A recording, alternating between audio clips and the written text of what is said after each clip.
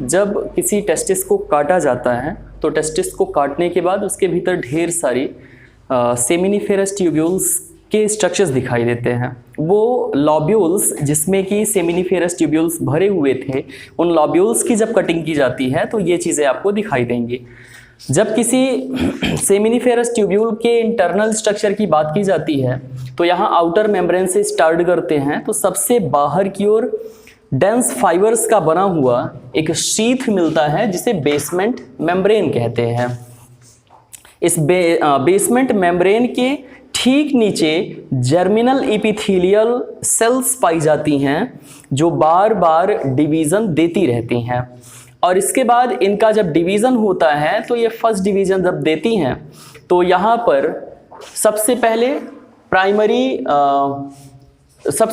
Primary spermatocytes बनती हैं, फिर प्राइमरी स्पर्मेटोसाइट्स का फिर से डिवीज़न होता है, और जब ये डिवाइड होती हैं तो बनाती हैं सेकेंडरी स्पर्मेटोसाइट्स, और सेकेंडरी स्पर्मेटोसाइट्स डिवाइड हो करके एन सेल्स बना देती हैं, और एन सेल्स जो बनती हैं उन्हें कहा जाता है स्पर्मेटिड्स।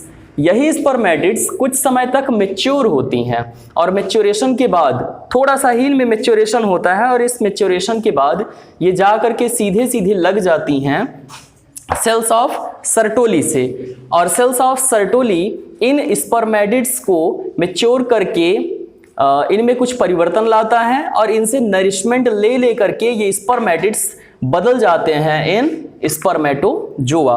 अब ये स्पर्मेटोजोआ मूवेबल होते हैं क्योंकि इनमें एक फ्लैजिला प्रेजेंट होता है। इस फ्लैजिला के कारण ये मूव करते हुए इस सेमिनिफेरस ट्यूब्यूल से आगे निकल करके रीड टेस्टिस तक पहुंचते रहते हैं, और रीड टेस्टिस के आगे पहुंच करके इफरेंस के माध्यम से या वास इफरेंस के माध्यम से ये डक्टस एपिडिडाइमिस में पहुंच जाते हैं, और वहां डक्टस एपिडिडाइमिस में पहुंच करके मैच्योरेशन का फेज पूरा करते हैं।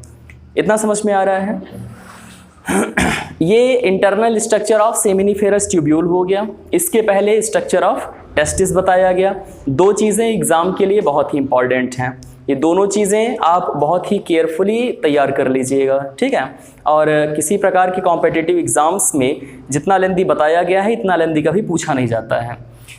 इसमें से सिर्फ और सिर्फ कुछ आउटर मेम्ब्रेन्स के बारे में पूछ लिया गया, कुछ पॉइंट्स के बारे में पूछ लिया जाता है, इतना डीप नहीं पूछा जाता है, ठीक है। तो आप अगर गहराई से पढ़े रहेंगे तो आगे अगर आप कॉम्पिटिटिव एग्जाम्स देंगे तो आपको आसानी होगी।